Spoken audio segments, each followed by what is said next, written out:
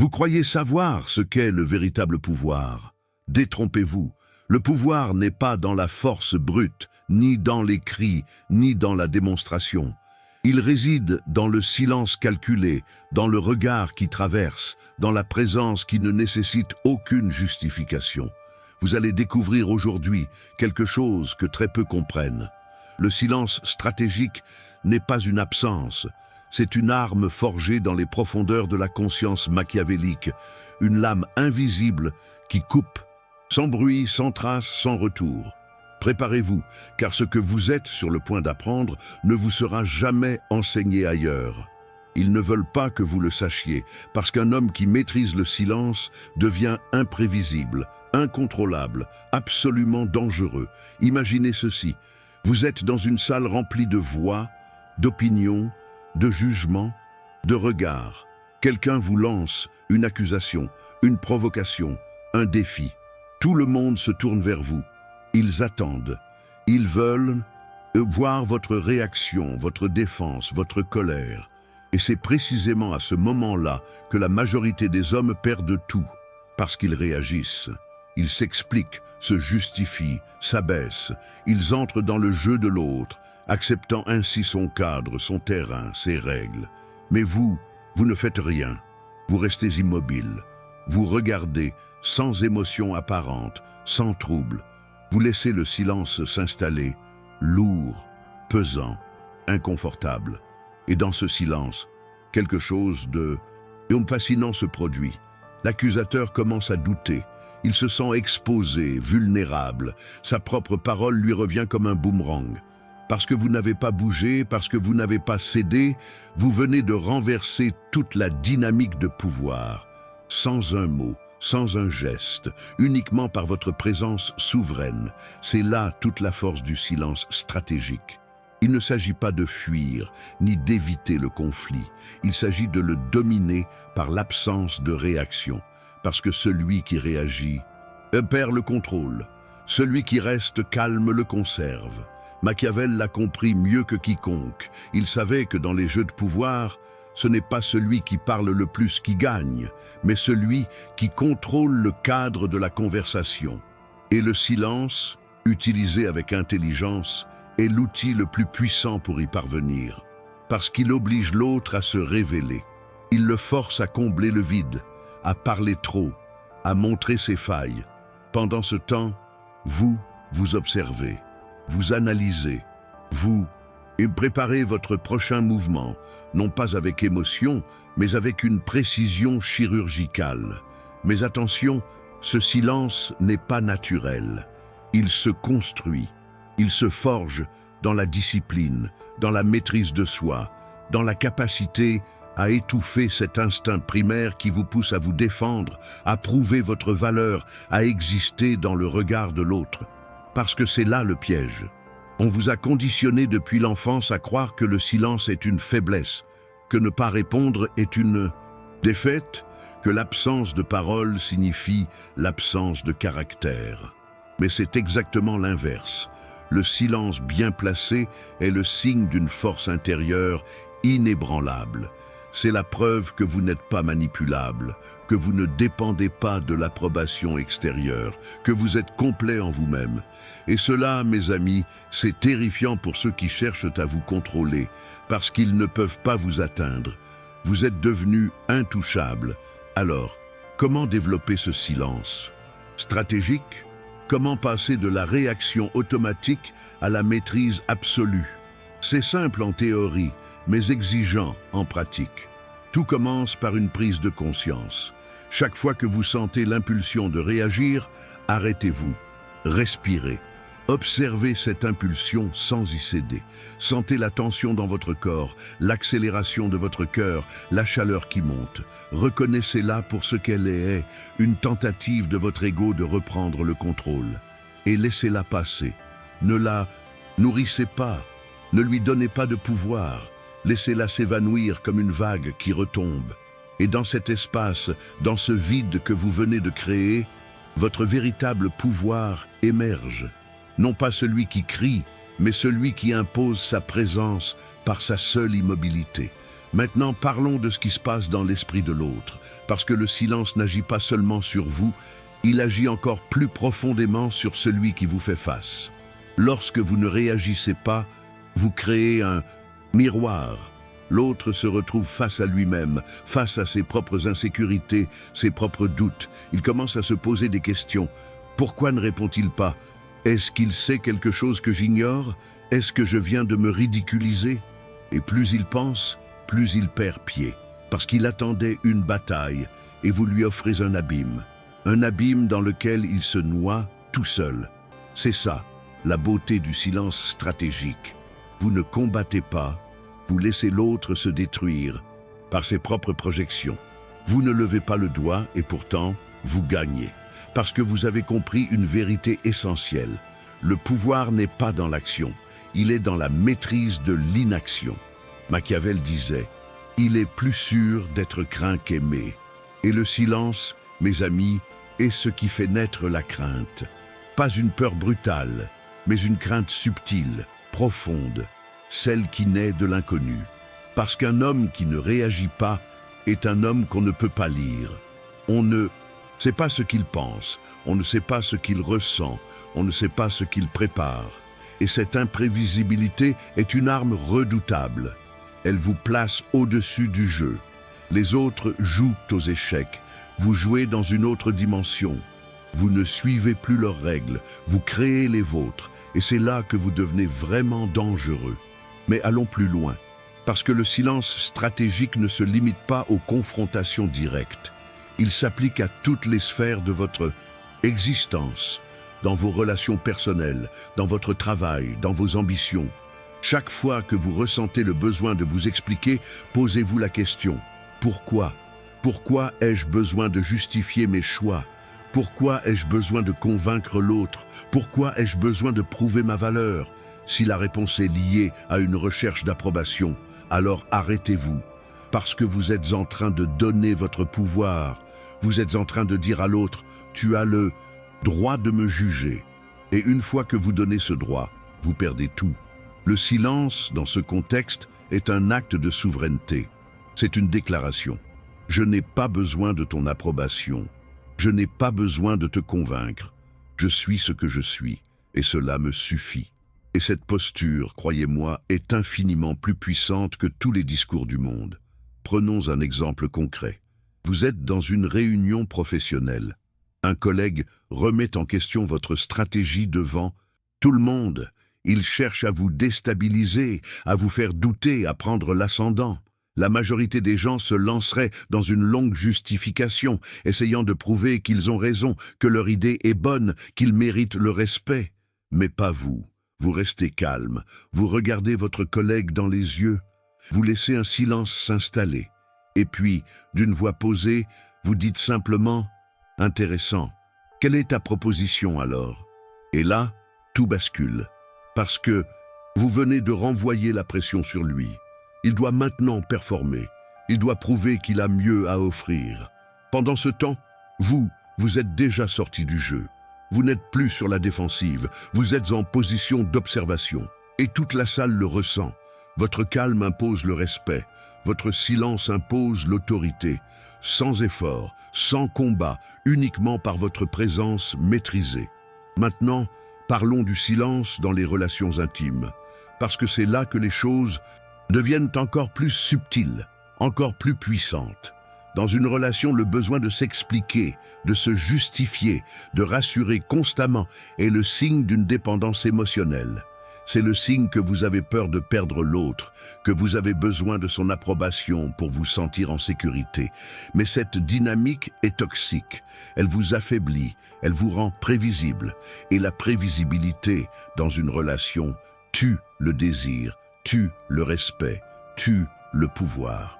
Le silence, utilisé intelligemment, inverse cette dynamique. Lorsque votre partenaire vous lance une accusation émotionnelle, au lieu de réagir, vous restez calme. Vous ne justifiez pas, vous ne suppliez pas, vous laissez l'émotion retomber. Et dans ce silence, quelque chose de fascinant se produit. L'autre réalise qu'il ne peut pas vous manipuler. Il réalise que vous n'êtes pas dépendant de son approbation. Et cette prise de conscience change tout, parce que soudainement, c'est vous qui avez le contrôle.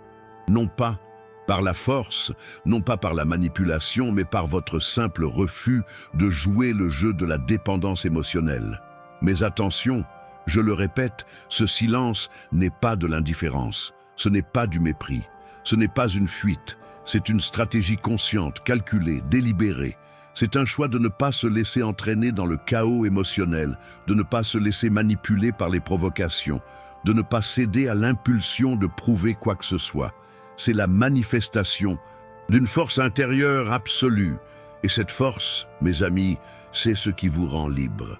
Libre de l'opinion des autres, libre de la peur du jugement, libre de la nécessité de plaire, libre de tout ce qui enchaîne l'homme ordinaire à une existence de soumission. Alors, comment cultiver cette force ? Comment devenir cet homme silencieux, stratégique, inébranlable ? Il n'y a pas de formule magique. Il y a une discipline quotidienne, une pratique constante. Chaque jour, vous devez observer vos réactions. Chaque jour, vous devez identifier vos impulsions. Chaque jour, vous devez choisir le silence au lieu de la réaction. Au début, ce sera difficile. Votre ego se rebellera. Il voudra parler, se défendre, prouver. Mais vous devez apprendre à l'ignorer. Vous devez apprendre à observer cet ego comme un enfant capricieux et à ne pas lui donner ce qu'il réclame. Parce que chaque fois que vous cédez, vous renforcez cette dépendance. Et chaque fois que vous résistez, vous construisez votre souveraineté intérieure. Méditez sur cela. Passez du temps en silence, seul, sans distraction. Apprenez à habiter ce silence, à l'apprécier, à le ressentir comme une source de puissance et non comme un vide à combler. Parce que c'est dans ce silence que vous vous reconnectez à votre essence véritable, à cette partie de vous qui ne dépend de rien ni de personne, à cette partie qui est complète en elle-même.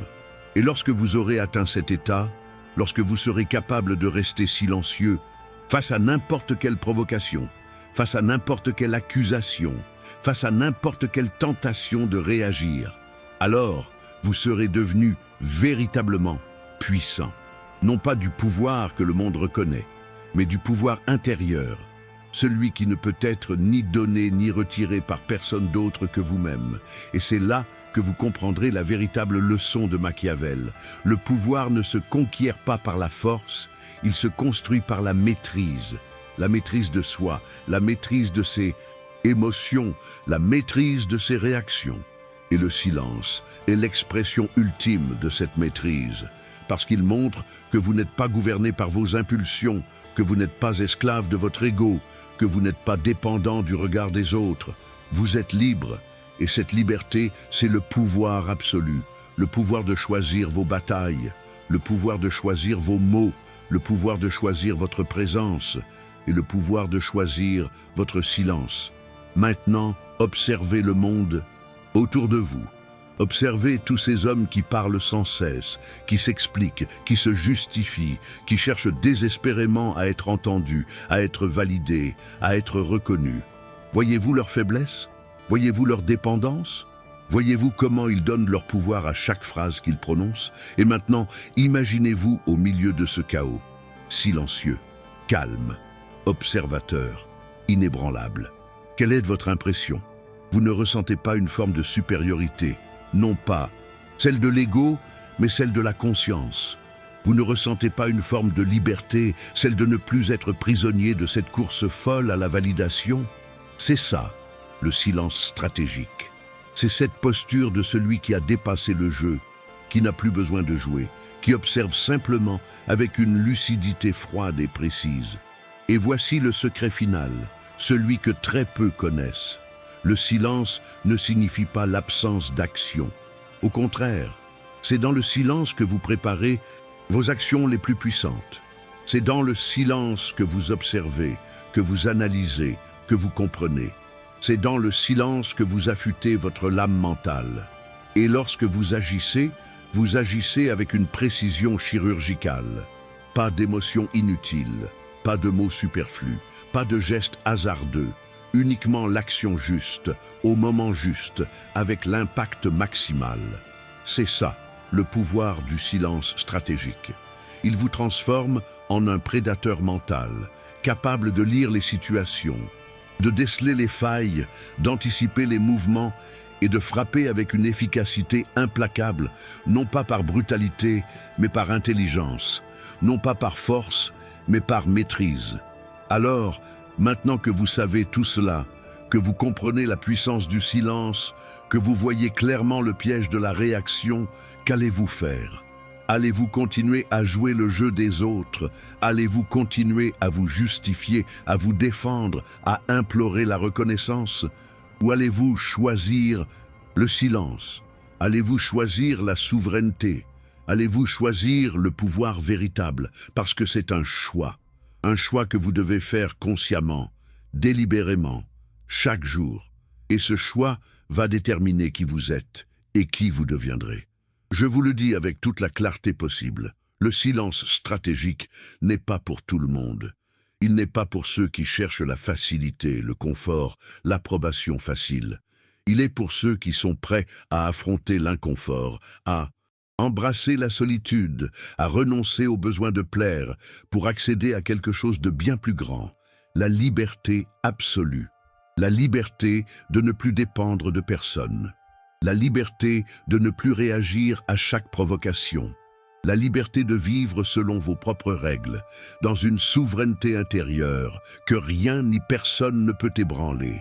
Et lorsque vous aurez atteint cette liberté, lorsque vous serez devenu cet homme silencieux, stratégique, inébranlable, vous réaliserez quelque chose de fascinant. Les gens commenceront à vous craindre, sans savoir pourquoi. Ils ressentiront votre présence comme une force invisible, une autorité silencieuse qui ne peut être contestée. Ils chercheront votre approbation alors que vous n'avez jamais cherché la leur. Ils voudront comprendre votre pensée alors que vous ne leur avez jamais rien révélé. Et c'est là, dans cette dynamique inversée, que vous aurez atteint le sommet du pouvoir machiavélique. Non pas un pouvoir ostentatoire, mais un pouvoir réel, profond, inaltérable. Le pouvoir de celui qui n'a besoin de rien, qui ne dépend de personne, qui ne craint rien. Le pouvoir de celui qui est complet en lui-même. Voilà ce que je voulais vous transmettre aujourd'hui. Le silence stratégique de l'âme insoumise, le calme machiavélique, cette force invisible qui transforme un homme ordinaire en une présence redoutable. Ce n'est pas une technique, c'est une philosophie, c'est un mode de vie. C'est une décision de ne plus jamais se soumettre au chaos émotionnel du monde, de ne plus jamais céder à l'impulsion de réagir, de ne plus jamais donner son pouvoir à qui que ce soit. C'est la décision de devenir souverain, souverain de soi-même. Et c'est la seule souveraineté qui compte vraiment. Alors, si ce message résonne en vous, si vous sentez cette vérité vibrer au plus profond de votre être, si vous êtes prêt à emprunter ce chemin difficile mais libérateur, je vous invite à poser un acte symbolique. Écrivez dans les commentaires « Le silence » et « Ma souveraineté », non pas pour moi, non pas pour l'algorithme, mais pour vous-même, comme une déclaration d'intention, comme un engagement envers votre propre transformation, comme un rappel que désormais vous ne jouerez plus le jeu des autres, mais le vôtre. Et si vous voulez continuer ce voyage, si vous voulez explorer d'autres vérités que le monde vous cache, abonnez-vous à cette chaîne. Ici, nous ne parlons pas de développement personnel superficiel.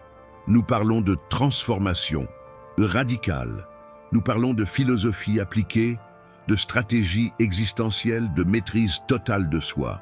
Nous creusons dans les profondeurs de ce que signifie vraiment être libre, être puissant, être souverain. Et chaque vidéo est une clé. Une clé qui ouvre une porte vers une compréhension plus profonde, une lucidité plus aiguë, une force plus implacable. Alors, allez maintenant. Allez dans le monde avec cette nouvelle conscience. Observez, analysez, restez silencieux et sentez le pouvoir qui émane de cette immobilité. Sentez la liberté qui vient de cette maîtrise. Et rappelez-vous toujours, celui qui réagit est esclave. Celui qui reste silencieux est roi. Et vous, désormais, vous êtes du côté des rois. Non pas ceux qui portent des couronnes visibles, mais ceux qui portent une couronne invisible, forgée dans la discipline, la lucidité et la souveraineté absolue de l'esprit. Que votre silence soit votre plus grande force, que votre calme soit votre plus grande arme, que votre souveraineté soit votre plus grande victoire, et que rien jamais ne puisse ébranler cette forteresse intérieure que vous êtes en train de construire. Parce que c'est là que réside le véritable pouvoir. Le pouvoir que personne ne peut vous prendre. Le pouvoir qui est vôtre, pour toujours. Le pouvoir du silence stratégique de l'âme insoumise.